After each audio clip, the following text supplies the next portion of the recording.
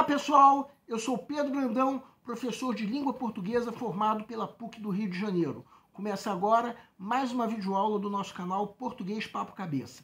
Em primeiro lugar, inscreva-se no nosso canal para não perder nenhuma das nossas próximas videoaulas e ative o sininho para receber todas as notificações. Essa aula está indo ao ar na quarta-feira, dia 20 de abril.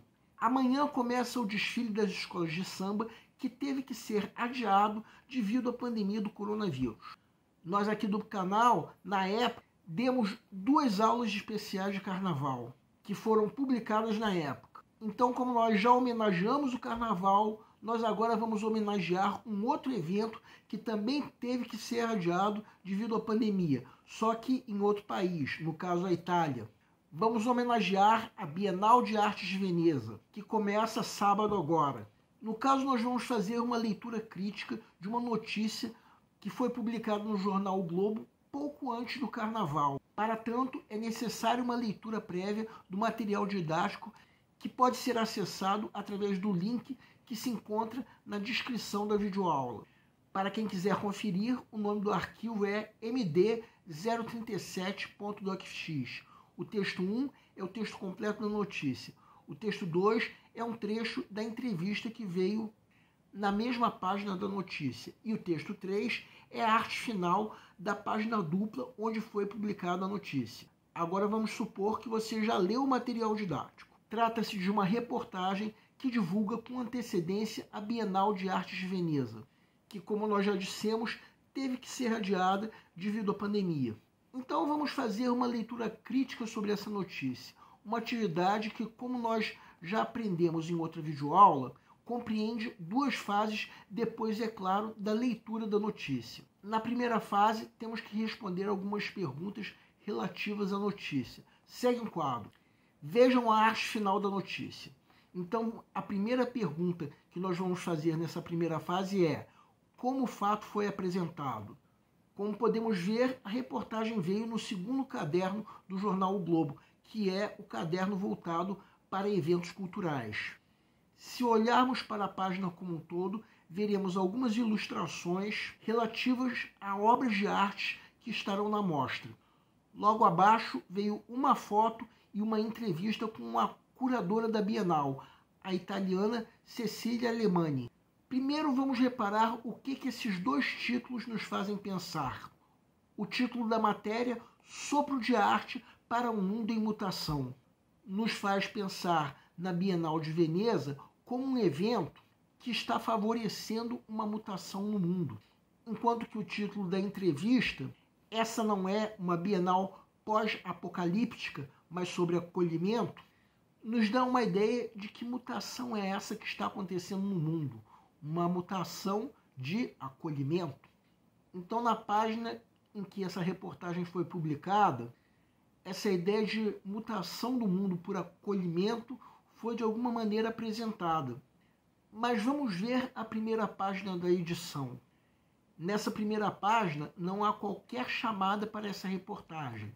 Em parte porque a Bienal de Artes de Veneza interessa muito mais a um público muito específico, o público que se interessa por artes. Uma outra pergunta: por que esse acontecimento foi notícia? Bem, trata-se de um evento do meio artístico que precisa ser divulgado, tendo em vista pelo menos o público-alvo, pessoas interessadas em arte. Trata-se de um evento que foi adiado por causa da pandemia, então muitas pessoas estavam esperando que esse evento acontecesse, tal como as Olimpíadas do ano passado. A Bienal de Arte de Veneza, então, como outros eventos, também teve seus motivos para ser divulgada com antecedência. Outra pergunta: por que o jornal dá importância ao assunto? Bem, como nós já vimos, o destaque ficou muito mais por conta das fotos e ilustrações da Bienal de Artes de Veneza, que de fato chamam a atenção no caderno cultural do jornal. Fotos que tendem a chamar a atenção do público que se interessa por artes.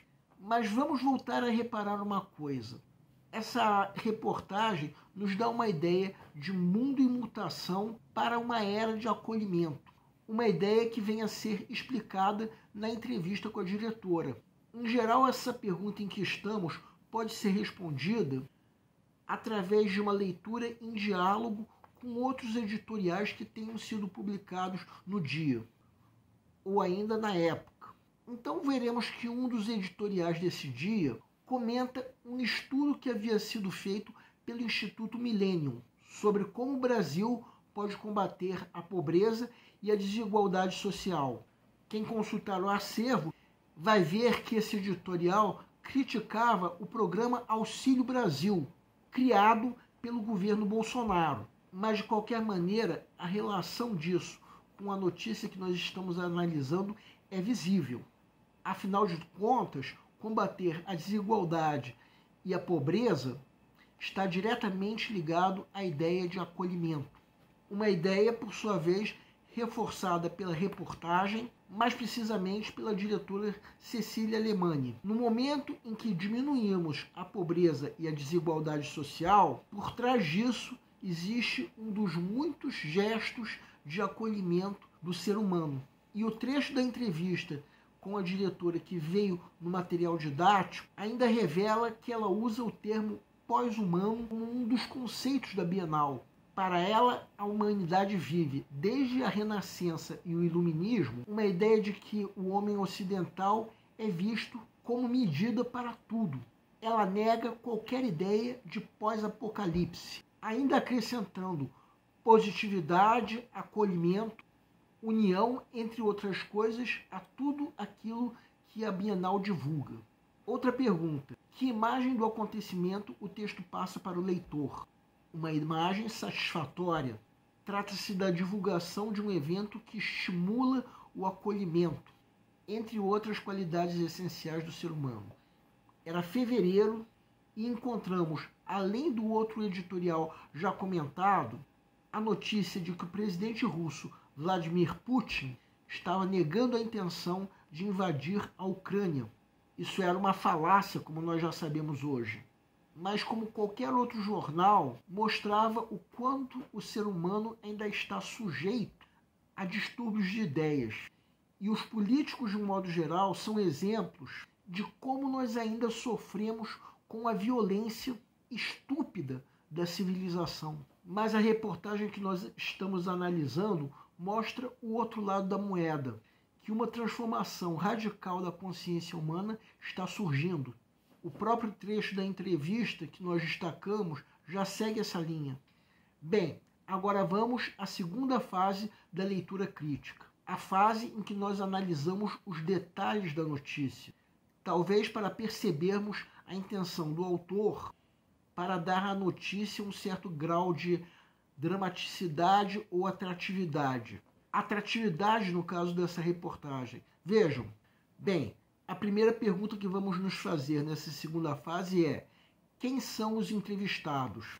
A única entrevistada é a curadora italiana Cecília Alemany, mas a reportagem poderia entrevistar qualquer um dos artistas brasileiros presentes na mostra. Será que precisaria? A maneira como a matéria foi apresentada, com reproduções das obras dos brasileiros, já valoriza razoavelmente a arte brasileira. O fato de entrevistar uma estrangeira remete à ideia de que essa nova consciência que está surgindo pode ser percebida em outros lugares além do Brasil. O editorial que nós comentamos falava sobre um contraponto a essa consciência, já que esse editorial criticava um programa muito ineficaz de combate à pobreza, lançado pelo nosso governo. Então a visão que a curadora italiana tinha da arte dos brasileiros era completamente diferente da impressão que o nosso governo passava. Agora outra pergunta: qual o tipo de discurso, direto ou indireto, usado pelo autor? Bem, na entrevista, o único discurso possível é o discurso direto. Já no texto da notícia, os dois tipos de discurso são usados. De qualquer maneira, no caso dessa reportagem, isso não é relevante. Então vamos à próxima pergunta. Qual é o tipo de sujeito indeterminado ou explícito empregado no título? Bem, o título da matéria em si não é uma oração, e sim uma frase sem verbo sobre a Bienal de Arte de Veneza. Sopro de arte para um mundo em mutação. Podemos entender que esse título se refere à Bienal, dizendo que a arte que participa do evento representa um mundo em mutação. Já o título da entrevista tem como sujeito o pronome essa, um sujeito determinado que reforça a divulgação do evento. Agora vamos a mais uma pergunta. A notícia faz uso de adjetivos, advérbios ou eufemismos? Não, por acaso essa reportagem não faz uso de nada disso. Entretanto, vamos a mais uma pergunta. Que expressões ou frases apontam a opinião do autor? Podemos encontrar isso no próprio título da matéria, um título que reforça e, de certa forma, concorda com a ideia defendida pela curadora. Bem, essa foi a nossa interpretação a respeito dessa notícia. Quem tiver outra interpretação pode e até deve nos escrever, de preferência através dos comentários. De qualquer maneira, essa Bienal reforça a grande aposta do nosso canal, a nova geração que está fazendo vestibular e que tende a mudar o mundo para melhor. O nosso canal Português Papo Cabeça antigamente se chamava Aprenda a Língua Portuguesa. Cada vez mais nós estaremos focados em vocês, que estão movendo a roda da história para que seja criado um futuro melhor para todos. Então o nosso foco principal continua sendo os vestibulandos, que terão no nosso canal uma fonte importante de estudo de língua portuguesa, onde nós ensinaremos os recursos da nossa língua para que possam, em primeiro lugar, escrever de forma adequada, entre outros textos, a redação do vestibular. Em segundo lugar, para que possam interpretar textos de forma adequada, não apenas numa prova de vestibular ou concurso, mas também na leitura de textos que ajudarão vocês a se manterem atualizados. Cada vez mais, nós teremos no nosso canal um Papo Cabeça. Ensinaremos nossa língua sim, mas de forma a estimular a inteligência que nasceu dentro de vocês e que precisa ser estimulada. E a missão do nosso canal é melhorar cada vez mais. Então vocês podem usar tanto o nosso e-mail quanto a nossa fanpage do Facebook para fazerem qualquer comentário, elogio, crítica ou até reclamação sobre as nossas videoaulas.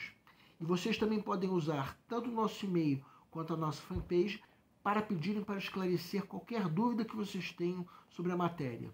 E nós agradecemos a todos vocês que estão assistindo nossas videoaulas. Em especial, nós agradecemos a todos vocês que estão compartilhando nossas videoaulas com outras pessoas. Muito obrigado, porque vocês estão ajudando nosso canal a ser feito. Pedimos ainda que deixem um like. Muito obrigado e aguardem nossa próxima aula.